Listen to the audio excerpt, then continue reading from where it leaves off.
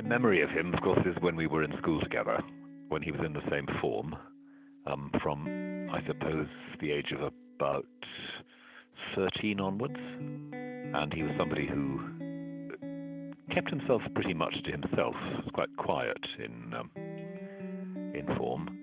He made friends, but not very close friends. And I think he had a capacity to surprise us sometimes by what he was good at. Although there was a class of 30, he all used to form into cliques. And Brian didn't, from my memory, didn't link up with any of the cliques. But two people that he was closest to when he was in school was Rowan Williams, the Archbishop of Canterbury, and another guy called Gerald Gabb. The reason I know him is because we lived in an area of Swansea called Clace. The other thing is that I'm drawing this picture of two brothers that were, I think the best way you can describe it is they were introverts. And I just remember with the Burford boys is that they didn't have a father. But I think I naturally assumed that his father had died. He was brought up by his mother, they were brought up by his mother, and the idea of single parents in those days was, well, I had not heard of it.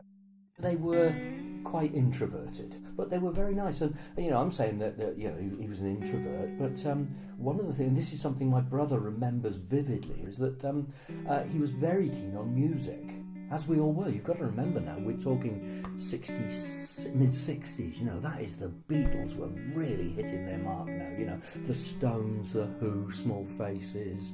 Oh my God, what a time to be alive, where even your parents were keen on them. His favourite group were a group called the Association.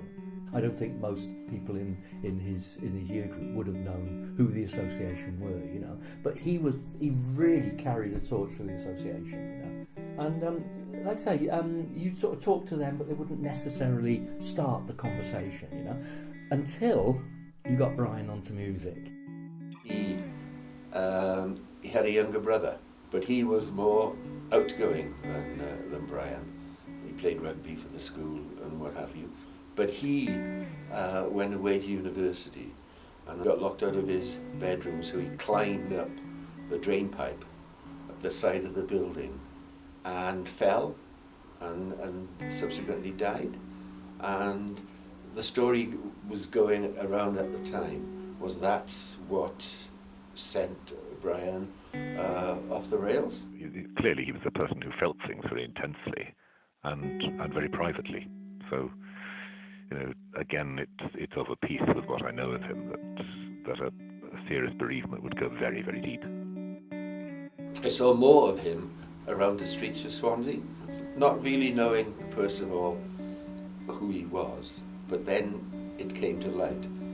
So I probably saw more of him walking the streets than I did when we were in school together. There used to be a time when there was what was known as the Kingsway Roundabout, which had an underpass. And also there was a time when Castle Gardens had a concrete structure. And I think the Kingsway Underpass and the Castle Gardens were haunts of his. He was very independent. And there's the story when he walked all the way out to Gower to give somebody a wallet with £300 in it.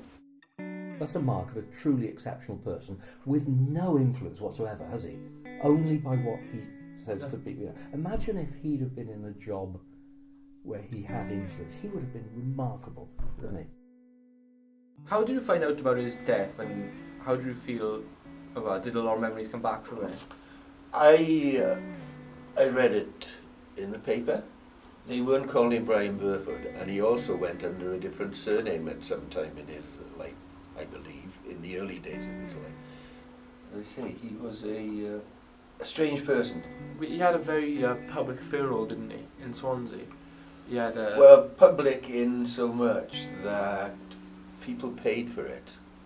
They set up a fund to pay for the funeral, and many people went to that funeral. Well, the last time I would have seen him I would have just seen him walking the streets, but I don't know whether I spoke to him when I was in school even, because he was that sort of withdrawn person.